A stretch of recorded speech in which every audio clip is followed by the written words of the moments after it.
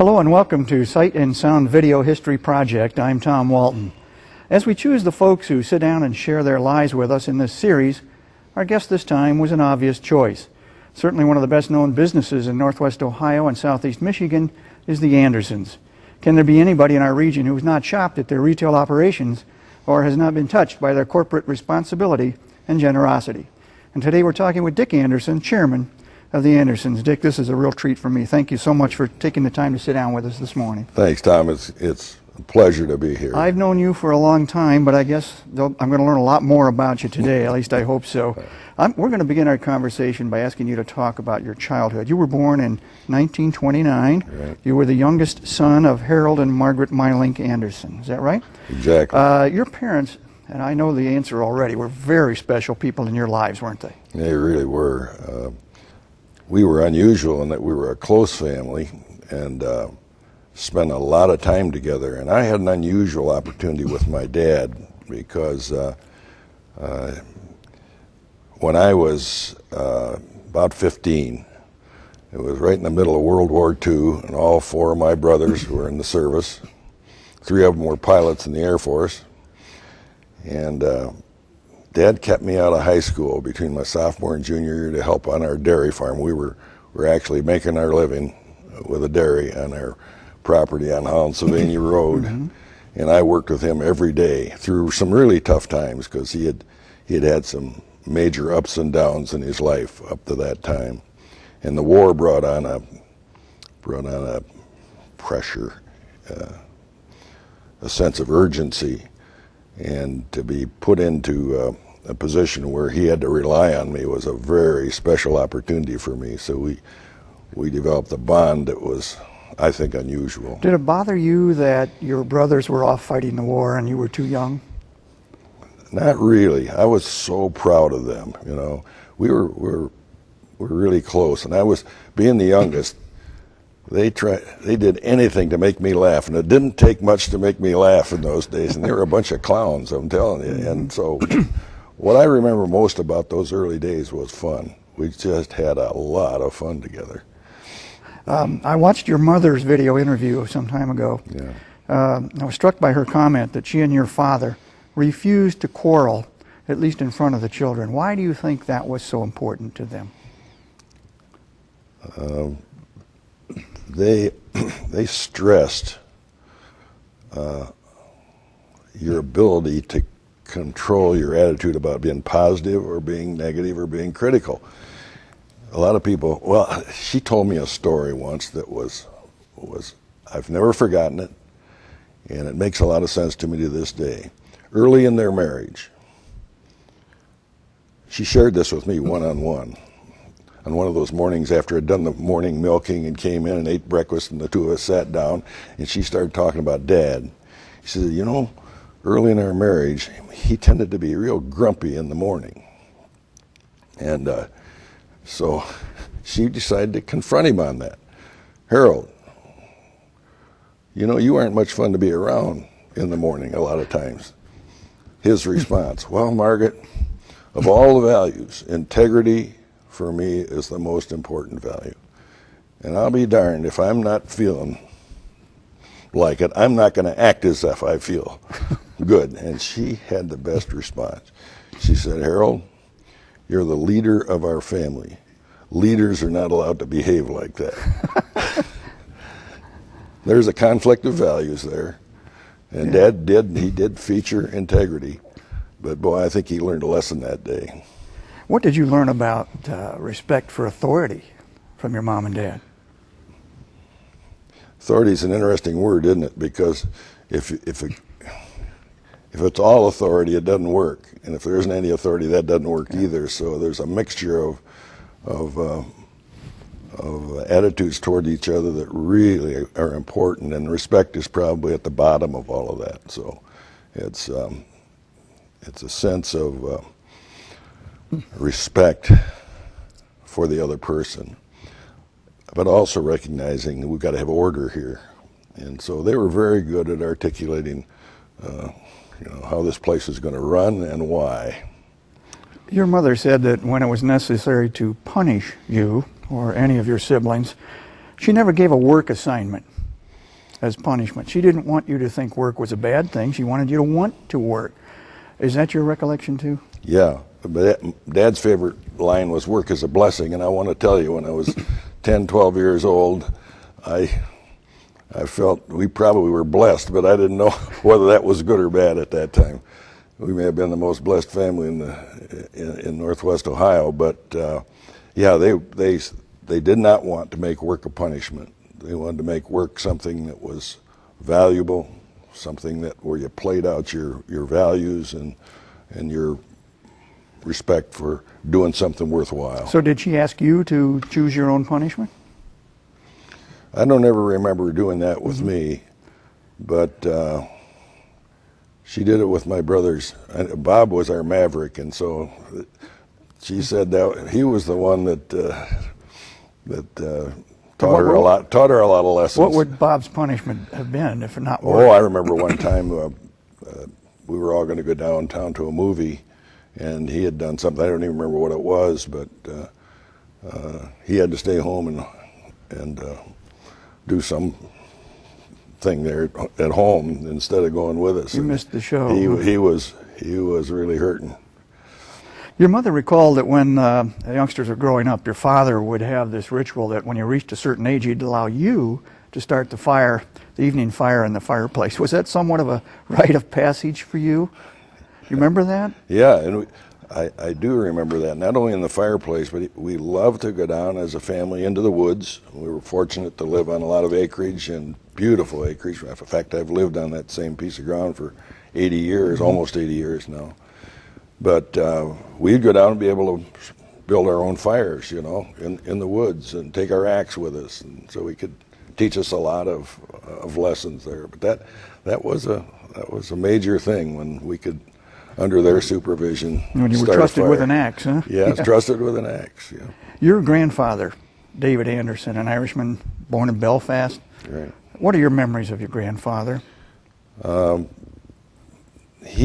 me, I was the youngest, and I was, let's see, what was I, about 12 or 13 when he died in 1941.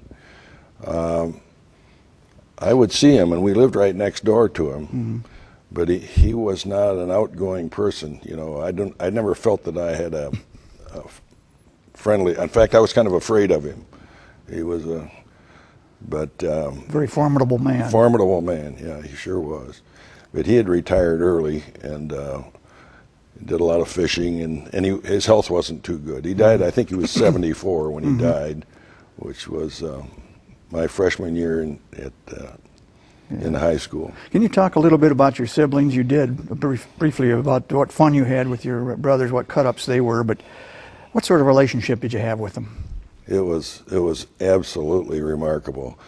And each one played a different role. John was an intellect, but outgoing. He was a true lover, you know, he just cared about people. He really cared about doing the right thing. Extremely bright. He and I forged quite a relationship, both early and later on. Mm-hmm. And so the youngest and the oldest kind of put brackets around the organization when the business got started. Tom was probably the brightest of the family, remarkably skilled. He was an artist, and I can remember him as a young man making model airplanes, beautiful things, or taxidermy. He was a very good skeet shot, and I'd love to go hunting with him because I could claim half the birds, you know. But he was just one skilled person, and anytime he took on a project, you knew it was going to be done well.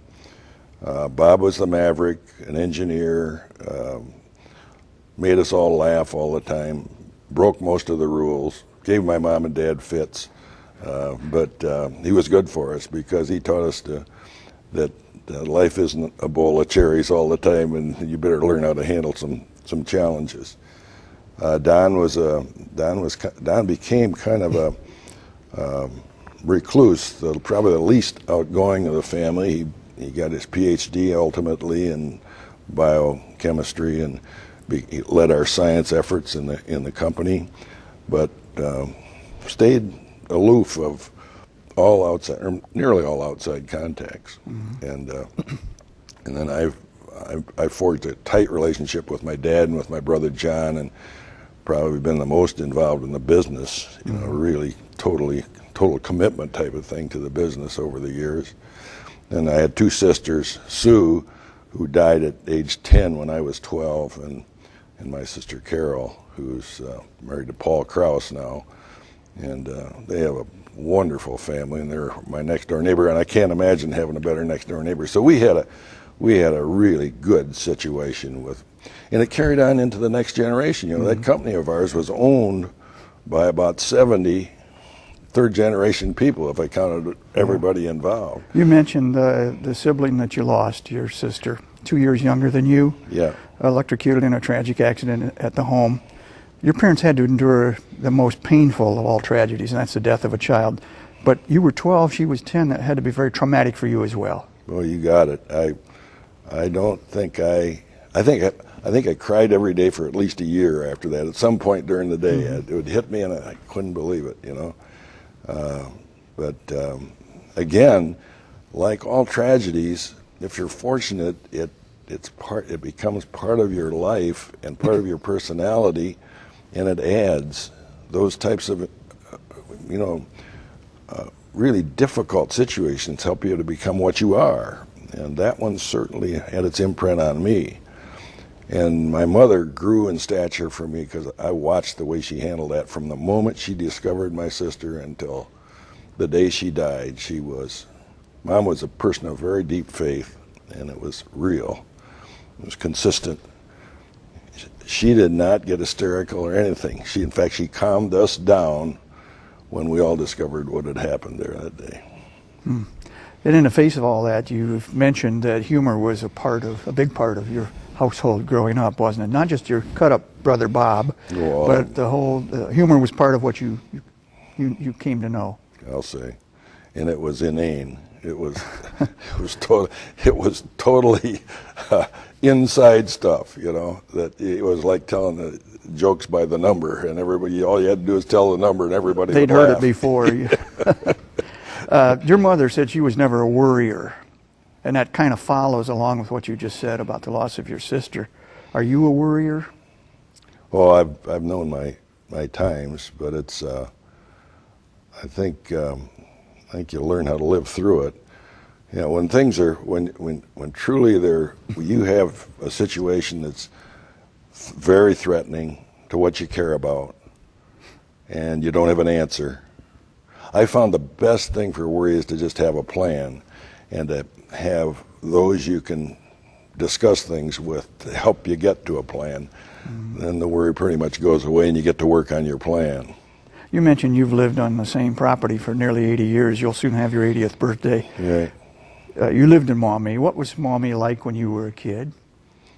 I went to St. Joseph's School in Maumee in the 30s, and people were poor. That's what I remember about Maumee. I can remember my friends after school. My mother would come in. We were fortunate to be a lot better off than almost anybody in that school. But you were born in the Depression. Yeah, I was born 29, but Dad was at that time running the National Mill, which was owned by the National Biscuit Company.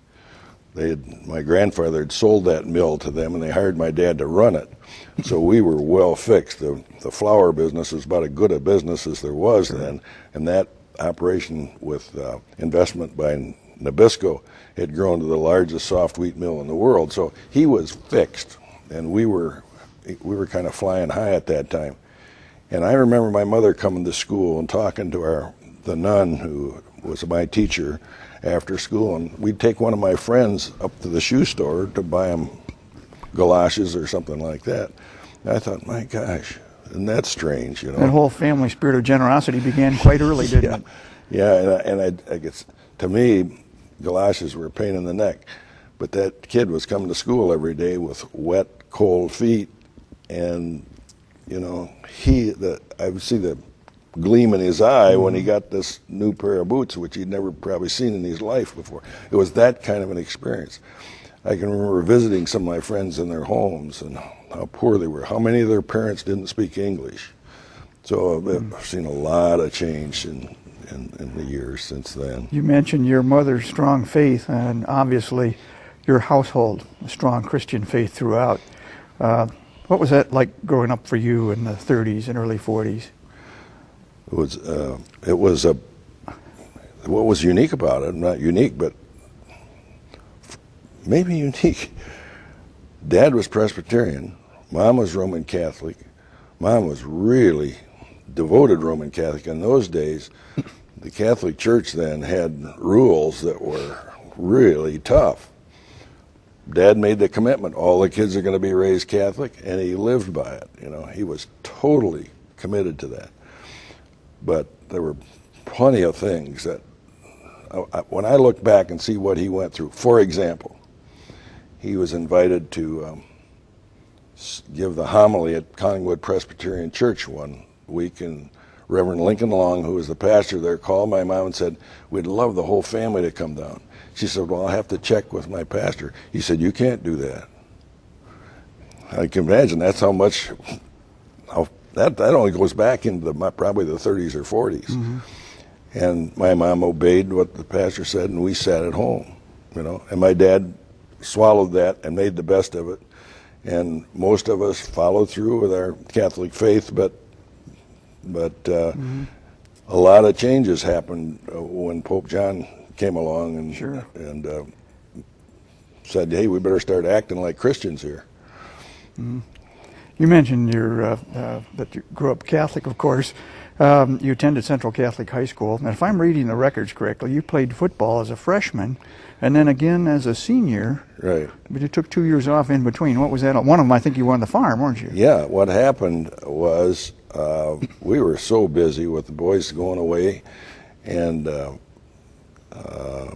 when I came back as a junior, I thought I would start in again right there. I wasn't eligible because I didn't attend that school that year, so I had to sit that one out, and then I played my senior year. So. Mm-hmm. Were there other sports that interested you when you were growing up? Oh, I loved them all. Yeah, I loved basketball. I played like we had a downtown coaches league in basketball, mm-hmm. and that was all the football players that didn't play on the varsity team, and we'd go down to the gym at the policeman's gym, you know, the police gym, and play our games down there, and we had a wonderful time. Did your ambition at that time include sports, or did you have your eye on another prize? I went to Michigan State, mm-hmm. and I played freshman football there, and that was when Michigan State we won the national championship while I was in school, and 9 of my fellow freshmen on that team were future All-Americans. It didn't take me long to figure out I'm not going to keep doing this. And we were just getting the business started then, and I did my freshman year, and then I worked a year.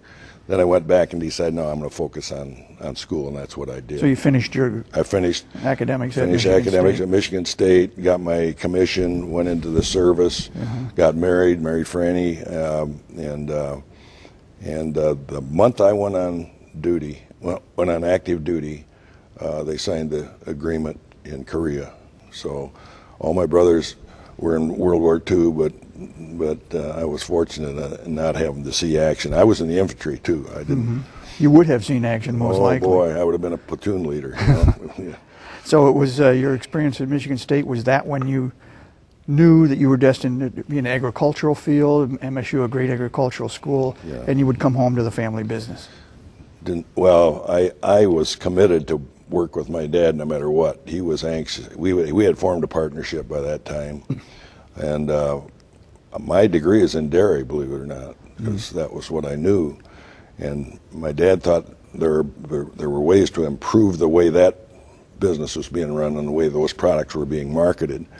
But once we got into the grain business in 1947, that thing took off so well for us. In 1948, we had a dispersal sale and sold all our animals, you know, and really focused on all the opportunities that we saw that were connected to grain business. So you knew pretty early on that military, for example, was not going to be a career choice. No, I spent 2 years in the military as a company commander. Believe it or not, as a second lieutenant in a basic training outfit in Fort Leonard Wood, Missouri. After going through my my officer training at Fort Benning in Georgia, and most everything I did for keeps. And I remember some of my people, when we had a chance for early release, I signed up for it, and I shocked a couple of my cadre that were working for me in that company. They thought sure I was regular Army and I was going to stay there, but I got a lot out of the Army. I was really pleased to have had that experience. I was loaded with responsibility there. Mm-hmm. Which served you well, obviously, when you came back home. It sure did. Something called the Big Pour in 1953. Talk about that. That was really an interesting experience because I got to go back to 1946 and 47 when we built our first grain elevator there. And we just took some of our farm help to do this. And when we got to the period where we were going to pour the concrete in the slip form that built the silos, we had to hire a lot more people. And obviously we were a non-union operation, and the building trades didn't like that. And so the contractor we were going to bring in, a friend of my dad's from his days at the National Biscuit Company, he came in and he said, Harold, I can't do this. The unions won't allow us to do it with your people working here. Well, that was against my dad's nature. He said, I don't think it's right in this country that we can't just go do things. So we hired 100 or so people from various schools around, including Michigan State, and we did the job ourselves. And on that first slip form, there wasn't one soul on that job that had ever been on a slip form before. That was a much larger construction project that, again, we did where organized labor was going to stop us. They just had made up their mind we'd done enough and they were going to stop us. So we actually created housing in one of the big barns we had on that property. We fed them all. We hired 300 and some people from all the universities around and did the job ourselves, and it was a successful job. And had a lot of fun. Learned a lot from it. Got an awful lot of attention. Life magazine had a 3 or 4 page feature on it, which was a lot of fun. So, and that was kind of my dad's nature to quietly do what he thought was the right thing to do, not get into a serious conflict, just not pay a lot of attention to the threats either. Just let's get it done. We talked about your parents' influence on you and your siblings when you were growing up. You and your family have always been about giving back to the community, and that has enriched you so greatly. Yeah. That's a big part of who the Andersons are, the family I'm talking about. Isn't that correct? Yeah, giving I think so. back. It's part of who you are. Yeah, it's the we're all trying to figure out what we're doing here. Spend our whole life saying, just what is this thing about? And when we really came to grips with it when we had this company, we had all these people that we felt responsible for and so forth, and we said, well, we were starting to have some growing pains, I remember. And Dad was still alive then, and we probably had 200, 300, 400 employees at the time. We're doing very well, getting a lot of attention because of our growth and our kind of independent, hardworking principles. And we brought in a consultant to work with some of our people because we were convinced that they weren't, our middle management. We had almost no organizational structure at all. We just come to work, we'll tell you what to do, and you better move, that kind of an approach. But he spent the best part of a year in sessions in the evening, one a week, with about 50 of our people. And he said, I'd like to meet with your management. Well, that was my dad and John and Tom and myself. And we met in Dad's house every Saturday morning and just talked things over. No agenda, no minutes, just chin things over. That's what my dad would say. And he came in that morning, and I expected him to say a lot of nice things. And he said, I could describe your company in 2 words: mass confusion. And boy, that was a shock. He went on, he said, your people like you, respect you, proud to work for you. but you're not involving them.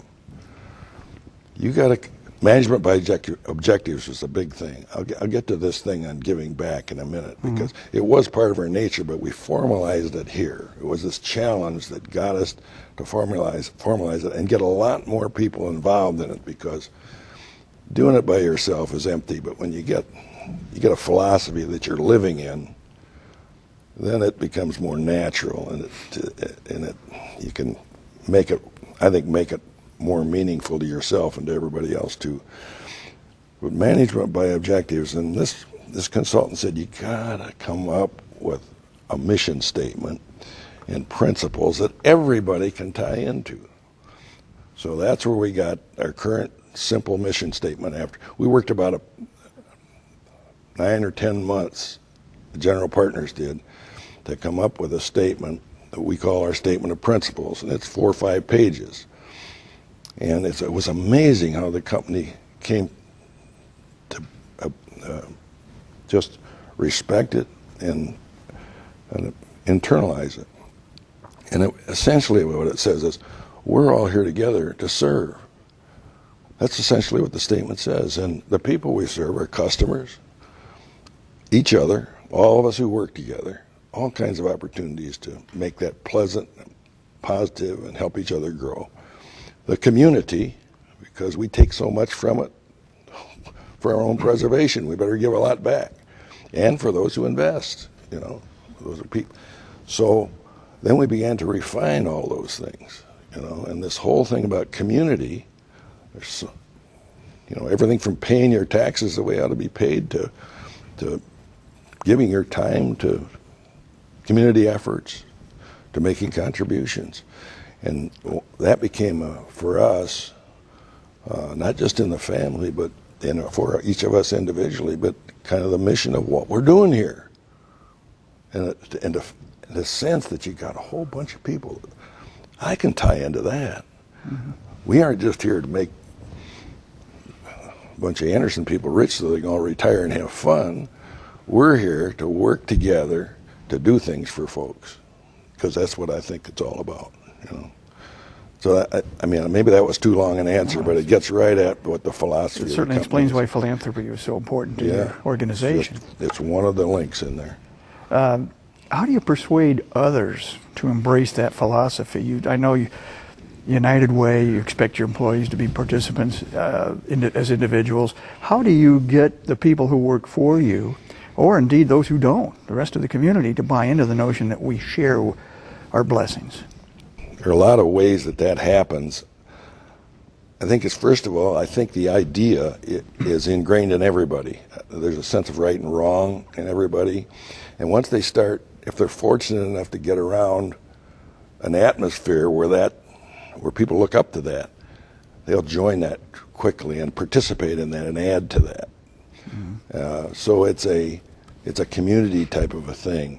But it has to do with becoming involved. You got to become involved in it, or it probably isn't going to happen. I was lucky because I was in that atmosphere for as long back as I can remember. That's the way my mother and father thought and acted, and then we just saw that it was. Dad used to call it intelligent selfishness. Yeah, who's the biggest winner when you live like this? Has there anybody been more blessed than I am? I don't know, but this is not all purely selfish stuff, or unselfish stuff.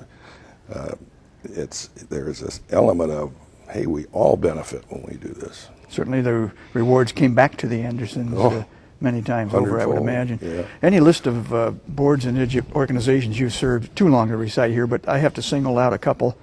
We can't overlook the Toledo Symphony Orchestra, we can't overlook the Toledo Museum of Art, and we can't overlook the Toledo Zoo, all of which have enjoyed the benefit of your counsel and wisdom over the years. Didn't those commitments take away from your business? Yeah, at times. It's very easy to get overboard, and it's pride to get you there. You have all these, it's easy to make commitments, and you get in a tight spot. You don't want to be embarrassed. and pretty soon something back where your first order of business begins to slip. So any young person that might listen to this, be very careful. Don't overextend yourself. Yesterday when I was called to comment on Sam Carson and what he meant to me, I commented, and a lot of people will read what I said and won't understand it, but Sam was the best I ever saw at knowing what not to do, and I'll relate right to this. When he chose something, he did it, but he was very careful to not do so much that he couldn't provide excellence in all of it, and that is a challenge. It's clear, and I mentioned the symphony, that music has been a big part of your life. You've been involved with the Toledo Symphony for many years. You really seem to admire and take a personal interest in the musicians. Why is that? I've often said it's because they're so much different than I am. I've spent my whole life looking down at all the dirt and figuring out how we're going to get all the problems fixed. And here we've got these types that their quest is to create beauty in the world, you know. And I just thank God they've been doing it for so long, and I want to support them. And I just love their product. And you know, they're almost all very bright people, different slant on life. To me, that's encouraging. But most of all, I think it's very good for the community to have. Did you play a musical instrument? No, but I love music all my life. My mother gave up on me all the others, but piano lessons. Piano lessons they claimed huh? my hands were so big I couldn't hit one key at a time. I've heard that, yeah. Well, I want you to listen to what a friend of yours at the Symphony has to say about you, Dick. Uh-oh. I admire Dick Anderson for his keen and well-developed insight into the workings of the human heart. We have worked together closely and by choice for nearly 2 decades because he believes in the blessing of work. And I think that's a phrase you used a little earlier. Dick is frequently called upon to provide judicious oversight and mediation in complicated community issues like healthcare, education, labor management. His perspective enhances every dialogue. Now, Dick, at the risk of making you blush, that's quite a testimonial, isn't it? Yeah. I better quit while I'm ahead with that one. I won't share who that came from, but you probably can figure it out. Yeah, now, the Toledo Museum of Art, one of America's best, is another one of your passions. You are a past president of the board. You've overseen some of the most important fundraising efforts in the history of the museum. Can you talk about your love of the TMA and art? Yeah, it's much the same thing. I was astonished when I began to sense the position of the Toledo Museum of Art in the world. You know, I mean, the Toledo Museum of Art belongs to a consortium, not heavily structured, but it's a real consortium of 9 museums in the country, all the best ones. You name the best ones. And Toledo, and we're 1/10 the size of metropolitan New York, for example, but we hold the esteem of that group and others, and it's because of the tremendous gift from the Libbies, and then real leadership through the years here to nurture that first gift, and it continues to this day. You know, you mentioned the leadership. Over the years, you've worked with several directors of the museum: Roger Mandel, right. David Stedman, Roger Berkowitz, and of course now Don Bacigalupi. Right. How have they enriched your life? Yeah, each one, and I'll go back to the one prior to Roger. Oh my gosh, I'm embarrassed, but that's part of being 80. I'll come up with. But anyhow, each of them outstanding individuals. I was fortunate enough to be chairman of the board when David Stedman was the director, and then we transitioned to Roger while I was there, and I worked with Roger the first 3 years or so of his 5-year tenure. And both of them, when David came to me and said, you know, Dick, I've got a pretty darn full bag of tricks when it comes to the arts, and I've always connected art and religion and the beauty, you know. And he said, I want to sharpen my spiritual bag of tricks. And that's when he left and went to school, the divinity school out in California, and now has his degree and is pursuing writing and connecting those two. David was very quiet in his spirituality, but was it real? It was an inspiration to me. So I hated to see him go, but I applauded him quietly for you what learned he, something from all of them, it sounds like. And then Roger, you're not supposed to, in a world-class museum, how can you promote from within? You know, I mean, you've got to search the world to find the person. When David left, he says, if you guys, speaking of the search committee, think more than 30 seconds about who it's going to be, you're all nuts. Roger is so ready. And there was the one place that just made it a slam dunk. Roger had such connections in this community. That's how we were able to pull off that $60 million campaign. Mm-hmm. Community never seen anything like it. There were people that were telling Roger before we said anything, Roger, tell me when you're ready and we'll be there. Mm-hmm. And so we did the right thing when we promoted from within. It makes a fundraiser's job a little easier, doesn't it? Oh, wow. Oh, yeah, it was just...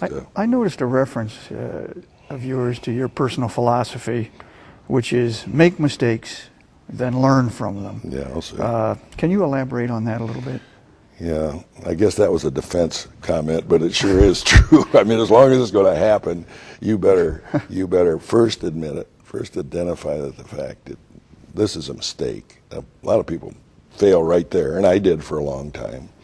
Get defensive and blame somebody else. You know all the tricks. And then say, what lessons are there in this for me, and how can I improve? And you know, it's pretty trite, but there's continuous improvement is a marvelous exercise, and we all are open to that opportunity. Can you cite a specific mistake you learned from? Yeah, lots of business mistakes. Others would be much more embarrassing. I think pride gets in the way a lot of times, but sure. I won't identify the business because too many people are involved. But one of our business efforts, I was not ready. I didn't understand it. I allowed it to go forward. We invested a lot of money in it, and we struggled with it for years. And the lessons I learned from that, Tom, were uncountable. You know, uh-huh. I mean, do your homework, get expert opinion in there, build a team. You know, all the things that you have to do when you make a big move. And so I had a lot of success prior to that with some of the things I'd done in the company, and your pride tells you, we'll do it one more time, and when we get there, we'll figure it out, and all those kind of unsophisticated things. I'm sure the right decisions overwhelm the bad ones. Well, yeah, if you get more than 50%, I guess you're gonna be all right. Do you, Dick, consider yourself a pragmatist or a bit of a dreamer? I'm more of a pragmatist, I think. I'm probably a fiscal conservative and lean toward being a social liberal up to a point. I mean, that's where the two clash. I mean, how do you solve some of the social problems? I would go back to the need for more personal responsibility and less demand for personal rights. And I'm also deeply concerned about the direction that family has taken in its position in society today, certainly in this country. I worked a lot with Andy Devine, and now at the University of Toledo on the National Parent Center. That's the current effort that we have to focus on the role of parents and how we as a society highlight their need for support. And that's a tough one. Yeah. You and your wonderful wife, Fran, raised 6 children of your own. And I believe at last count you indicated you're up to 24 grandkids. Grandchildren. That has to have been a blessing in your life as well. It is just marvelous right now. They're all 6 are married. Wonderful in-laws. I've said that we've been so fortunate with our in-laws that I'd take any one of them as one of my own children. As a matter of fact, I might trade a couple of mine in on them. They're so good. But they just make me more proud every day. Did they make up their own minds, your children, about the family business? Yeah, they did. In fact, we only have one of our 6 children now involved in the business. That's Dan, who everybody sees selling groceries these days on television. Dan runs our retail group, and certainly he has his challenges these days. And he's also very involved in this community. So Dan and Chris, our oldest, are the only 2 still living in this community. We have Jim is out in Colorado, and he's a consultant and started his own business and is doing extremely well. Tim is in Philadelphia, also an entrepreneur, doing well. Jenny married Von Miller, and he's in real estate up in Chelsea, Michigan. And Martha married an Irishman from Central Ireland, and they're living over there. And oh my goodness! They're moving back here. His love is the performing arts, and he's in the classics. He's a Shakespeare specialist, and interesting guy. Did all your children inherit or learn from you those family values that your parents passed down? You know, what's beautiful about each marriage is you got a hybrid vigor there. You got values with a little different slant on life coming in, and you end up with a richer mix. Mm-hmm. Each of those family units is special in their own way, and I wouldn't want to take credit for any of it, although I know that's not true, because you gather so much from your parents. But if you don't recognize at the time of the marriage that that's a separate unit that needs to find its own direction, and you better get the heck out of the way and hope that what you've done is going to be positive rather than negative in the way they go. You're gonna have trouble later. So your business demands were so great over the years. Were there times when you think, boy, I've got to rededicate myself to my family. I'm spending too much time with this stuff. Yeah, I find that I was lucky because I could control it. I got in more trouble saying yes to too many community things. Mm-hmm. Okay, and then having that, and really falling down. And I wasn't trained to do the things I did later, to run an organization the size it got to. I said to Tom shortly before he died, we were talking about some of the things that had happened in the past. I said, Tom, I think it's a wonder we made it, because we were naive. We would step into these things and learn as we went. Well, it was a lot of hard work, and your company, the Andersons, has quite a list of firsts. First to load grain onto Great Lakes vessels and ocean ships in Toledo. First to import potash from Canada. First to blend dry fertilizer. You developed a covered hopper car for transport of grain. You have your own railroad. Do you ever step back once in a while and say, wow, that's impressive? Yeah. Sometimes it scares me what's going on now. One of the lessons is that you learn how much you're dependent on others, and how fortunate you are to have the kind of people that we've had through the years. Mike, now, who took my position as CEO, is just a marvelous talent, a great guy. And he and I have a relationship like I had with his dad. Uh-huh. John and I were so close.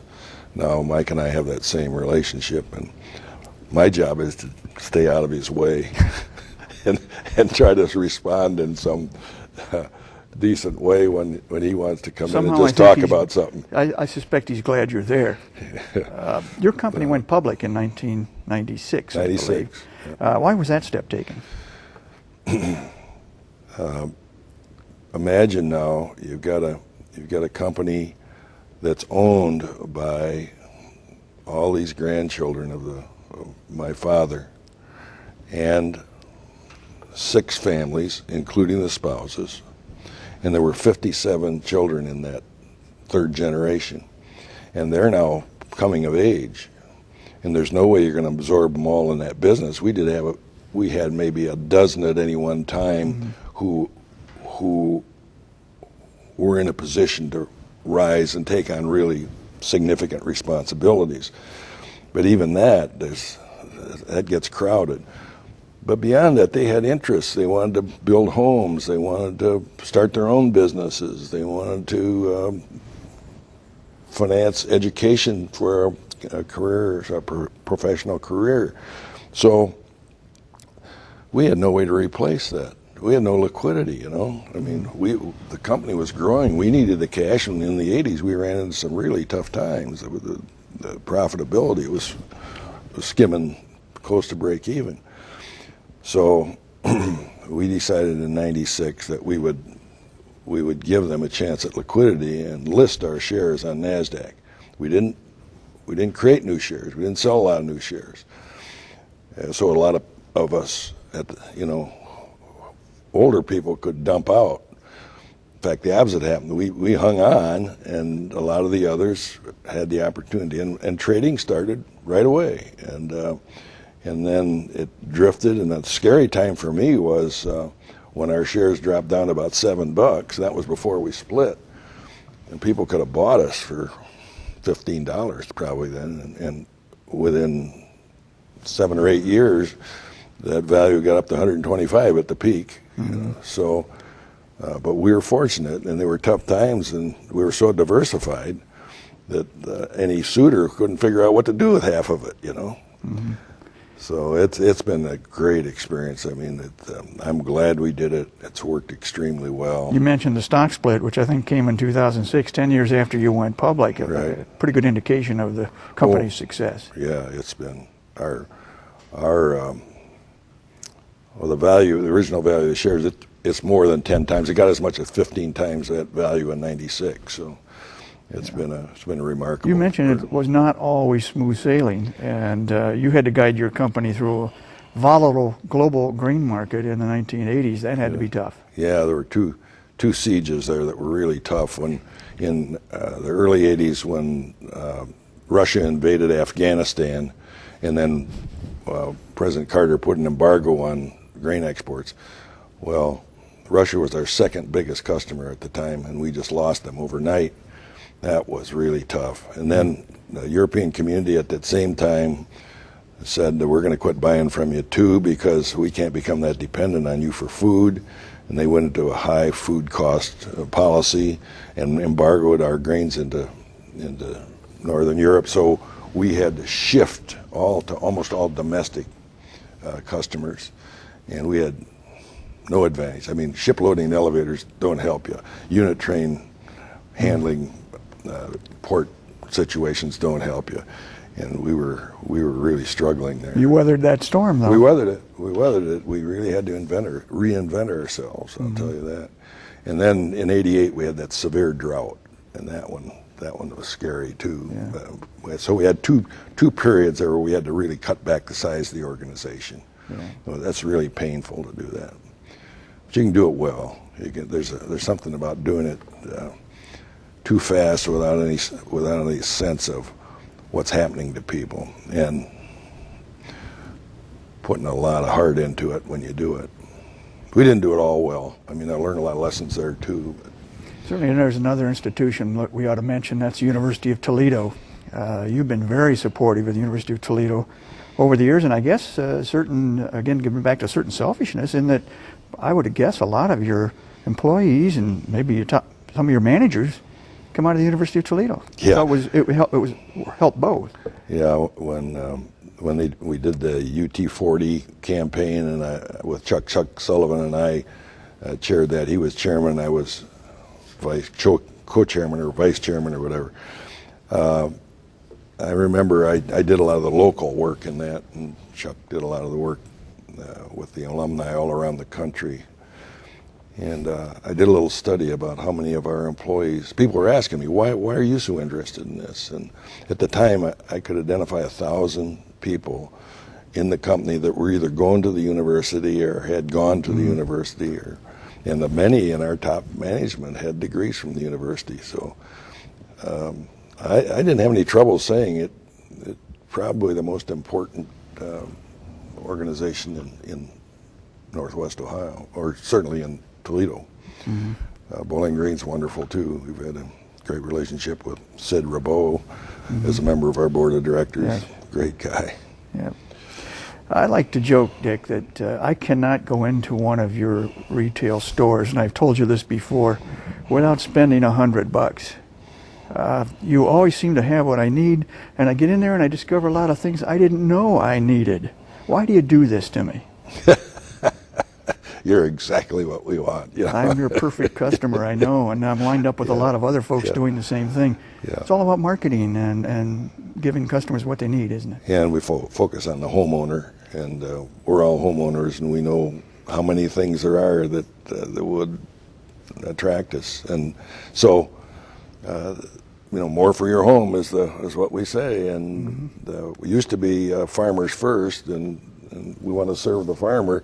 And then over the years, we saw that that concept shifted to the homeowner. How many retail stores you have now?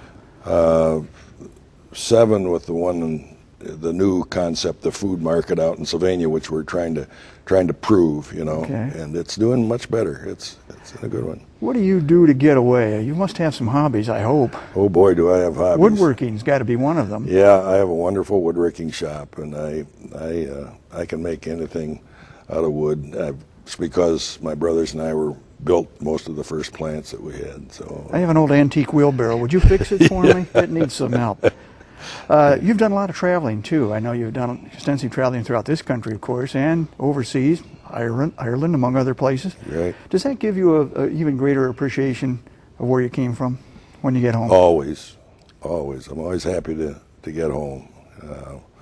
I've got some physical and medical challenges now, so I like to stay in countries where I could get help if I need it. So I haven't gone to China, for example. I think it's probably relatively safe now, but I don't like it if I have to go into the hospital, which I had to do over in the Netherlands one time, and nobody speaks English. So, yeah. But no, yeah, it's hard for me to believe why people wouldn't respect what we have here. Over the years, not surprisingly, many awards have come your way. I'm sure they fill a room of your house from a grateful public and all the organizations that you've served and shared your time with. But I would imagine, knowing you didn't undertake these things to put a certificate on the wall. No, it's always a tough call, What do you do when somebody says, will you be honorary chair for such and such? And well, that word honorary implies you're not going to have to do a thing, and then you know that that's not necessarily well, there are true. ways. Then you see there are ways you can help, but there is a certain problem that comes to that when everybody needs attention. The analogy I use on this stuff is, if I just finished a wonderful steak dinner, and somebody offers me a steak dinner at that time, and I say, "Oh no, I'm not interested." That's the way I am on this kind of attention. I mean. It's I appreciate it no end, but I have been so blessed, and you just don't want to. You just like find some right middle ground somewhere. There's one other area of service, one avenue of service I want to touch on before we conclude, and that's Rotary. I think you're coming up on your 50th anniversary in 2009 What's the matter? as a Rotarian. And the Rotary motto, service above self. I'm assuming that must have special relevance to you, judging by what we've talked about today. Yeah, my dad was a Rotarian in Toledo. He was president of the club when he was in his 20s. Can you believe that? My brother John was a Toledo Rotarian. Bob was a Toledo Rotarian. Tom was a charter member of the Maumee Rotary Club and ended up as an honorary member, and that's a great club too. And you were, of course, in the Toledo Rotary Club. Oh yeah, Speaking of Rotary, Dick, and maybe this is a graceful way to conclude our conversation. I know from personal experience that you're willing to poke fun at yourself from time to time. Recently, you were you know where I'm going, don't you? You were part of a Rotary Club skit, as was I, that parodied the old Laugh-In TV show. Yeah.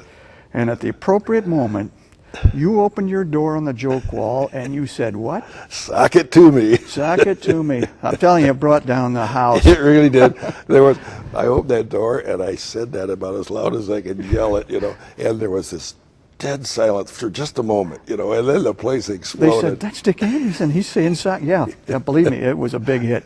Well, Dick, thank you so much for sharing yourself and sharing your memories and your life with all of us today. And I learned a lot about Richard B. Anderson, as I expected that I would. Thanks, Tom. And it's been a delight, and I want to wish you every continued happiness and success. Thank you. Thank you very much.